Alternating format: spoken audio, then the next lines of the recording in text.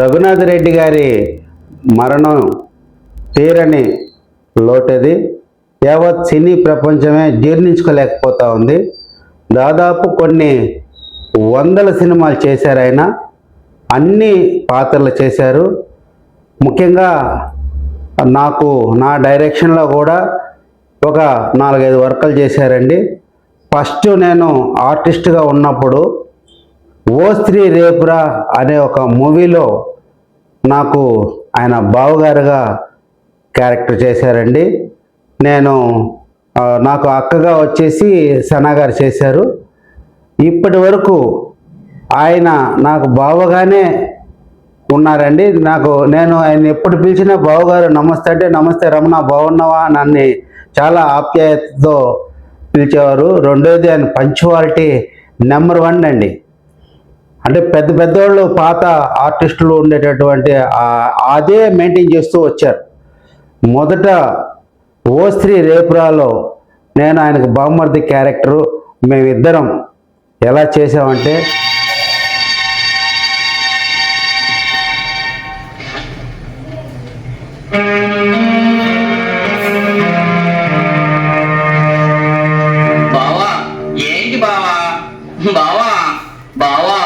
రా బావా భోంచేద్దాం.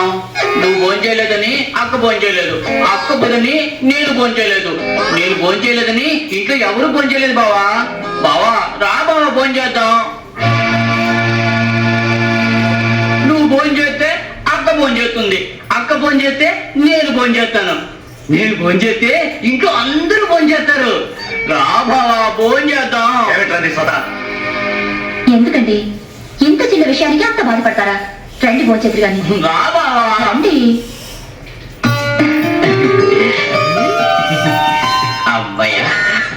అలా మొదలైనటువంటి మా ప్రయాణం నేను మెల్లమెల్లగా వేషాలు తగ్గించి చాలామంది మిత్రుల సహాయంతో నేను డైరెక్టర్ని అయ్యానండి. డైరెక్టర్ని అయిన తర్వాత ఫస్ట్ మా టీవీలో అప్కమింగ్ అండి. ఫస్ట్ మా టీవీ వస్తుంటే మా టీవీకి వచ్చేసి బొల్లుముద్ద నాగేశ్వరరావు గారి కథ తీసుకొని నేను బొమ్మ బొరుసు అని ఒక ఫుల్ లెంగ్త్ కామెడీ సీరియల్ తీసుకున్నానండి. మా టీవీలో అప్పట్లో ఫేమస్ అయింది.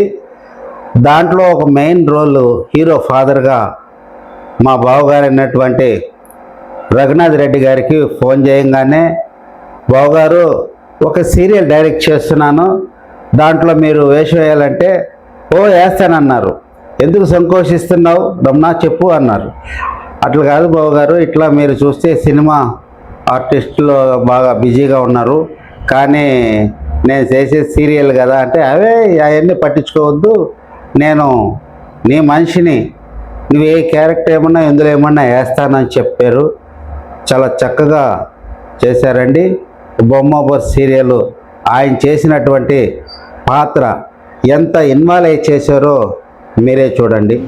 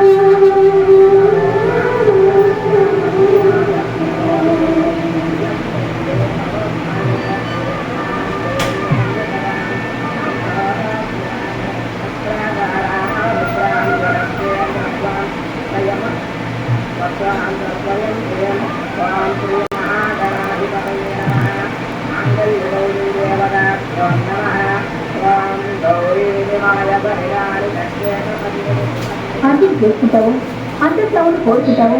కాలికి పంతులు ముహూర్తానికి టైం అవుతుంది, కాలి కట్టించు.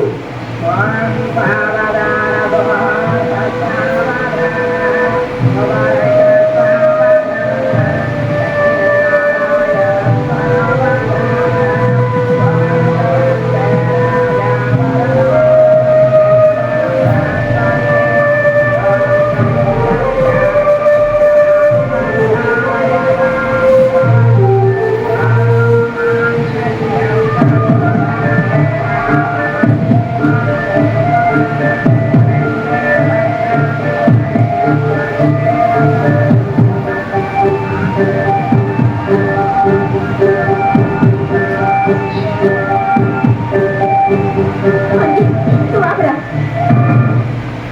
అలా బొమ్మబొర్ సీరియల్ తర్వాత మళ్ళీ ఒక మూవీ వచ్చిందండి, ఆఖరి page, meaning of last phase. ఒక హర్రర్ మూవీ వేస్తే అందులో కూడా రఘునాథ్ రెడ్డి గారికి ఫోన్ చేసి, బావగారు ఒక సినిమా వచ్చింది, నా మూవీలో మీరు క్యారెక్టర్ వేయాలంటే అదే పాత డైలాగ్, ఓకే రమణ వేసేద్దాం, ఇదేం లేదంటే నీకు ఏ డేట్ కావాలో చెప్పు, మిగతా వాళ్ళకి నేను ఆ డేట్లు ఇచ్చుకుంటాను అని అంటే నేను చెప్పానండి. ఇట్లా ఆ డేట్కి డేట్ అనగానే వచ్చారు. అందులో ఆదిత్య ఓం హీరోకి ఫాదర్ క్యారెక్టర్ చేశారండి. ఆ క్యారెక్టర్ కూడా ఎంత కామెడీ చేస్తూ సీరియస్ చేస్తూ అన్ని నవరసాలు పలికించినటువంటి ఆర్టిస్ట్ అయినా ఆ సినిమాలో కూడా ఎలా చేశారు. నేను ఆ సినిమాకి కథ, స్క్రీన్లపై దర్శకత్వం వహించాను. నేను చిన్నవాడిని, చిన్న డైరెక్టర్ అన్న ఒకటి తేడా లేకుండా చాలా సిన్సియర్గా చాలా చేస్తూ ప్రతి క్షణం మమ్మల్ని వెన్ను తట్టి ఒక ఎంకరేజ్ చేస్తూ మమ్మల్ని ఆ సినిమా సక్సెస్ఫుల్ కావడానికి కూడా ఆయన కారణమయ్యారు. పోస్ట్ ప్రొడక్షన్లో కూడా ఖాళీగా ఉన్న టైంలో వచ్చి రమణ ఇలా చేసుకో అని చెప్పి అన్నారు. మాట సహాయం కావాలంటే ప్రసాద్ ల్యాబ్ వాళ్ళతో కూడా ఏదైనా మాట్లాడాలంటే నాగిరెడ్డి గారితో, ఈరోజు ఆయన పెద్ద ఆర్టిస్ట్ అయ్యారు, నాగిరెడ్డి గారితో కూడా చాలా విషయాలు మా బావగారు రఘునాథ్ రెడ్డి గారు వచ్చి మాట్లాడటం చాలా హెల్ప్ చేశారండి. అమౌంట్ కూడా తీసుకోకుండా వెళ్ళిపోయారు.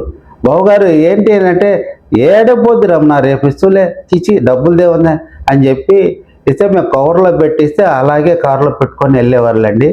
అంత మంచి ఆర్టిస్టు మళ్ళీ మనకు రాబోరు. కానీ ఆయన ఈరోజు మన మధ్యన లేకున్నా ఆయన చేసినటువంటి ఆ స్నేహం మేము ఎప్పటికీ మర్చిపోలేనండి. ఆయన నన్ను బాగా ఎంకరేజ్ చేసి నన్ను ఒక డైరెక్టర్గా తీర్చిదిద్దే విషయంలో ఒక ప్రధాన పాత్ర వహించారు ఆయన.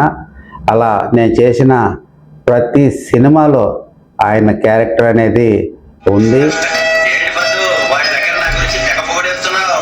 ఏం లేదు, వాడు దెయ్యాల మీద రీసెర్చ్ చేస్తున్నారంటే మీ నాన్నగారు ఉన్నారు కదా, ఆయన మీద చెయ్యాలి సలహా ఇచ్చానండి. వెళ్ళి వంటింటి చూడి ఎక్కువ ఆకలిస్తోంది.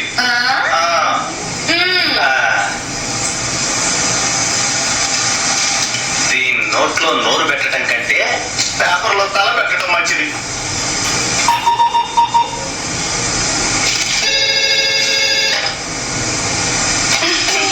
Vijay, I love you, I love you, I love you.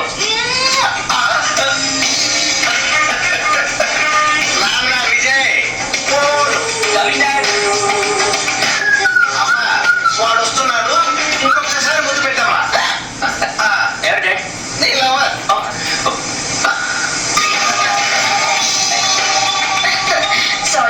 Sorry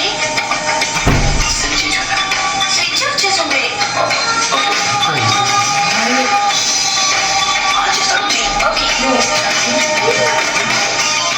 sorry dad. ఫోన్లో అయితే ఇదే ప్రాబ్లం.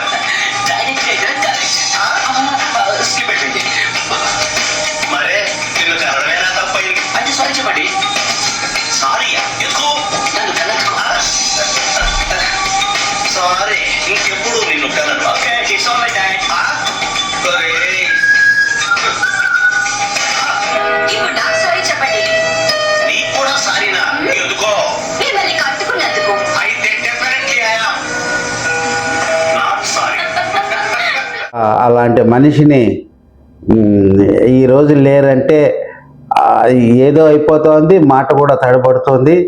ఆయనకి, ఆయన కుటుంబానికి నేను ఇది తీరని లోటు అయినా కాబట్టి ఆయన మరణం ఇది యావత్ ప్రపంచానికే చాలా తీరని లోటు అండి. ఈ వీడియో కనుక మీకు నచ్చినట్లయితే లైక్ చేసి షేర్ చేయండి. మరిన్ని లేటెస్ట్ అప్డేట్స్ కోసం మా ఛానల్ ని సబ్స్క్రైబ్ చేయండి.